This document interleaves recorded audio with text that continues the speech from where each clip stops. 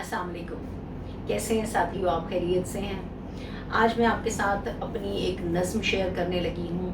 मेरी किताब अधूरे ख्वाब से है ये नज़्म, और इसमें मैंने जो वाक़या बयान किया हुआ है वो है आज और कल का डिफरेंस।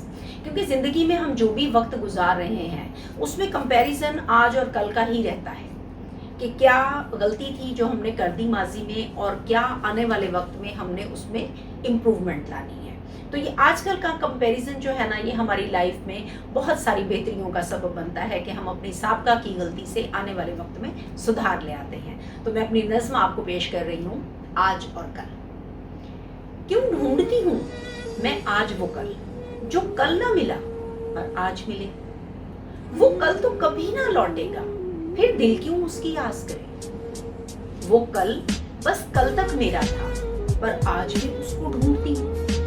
ना जागती हूँ ना सोती हूँ, उस कल में खोई रहती हूँ। ये आज मेरा कोई छीन न ले, ये आज मेरा फिर कल न बने। ये आज मुझे वो सब दे दे जो कल से मुझे था मिल न सका। ऐ साथी मेरे तू साथ जुदे, क्यों आज मेरा कल को तड़पे। कल बीत गया पर आज तो है, और तू भी मेरे साथ में है। फिर सोचती हूँ क्या आज मेरा कभी कल को भूल भी पाएगा।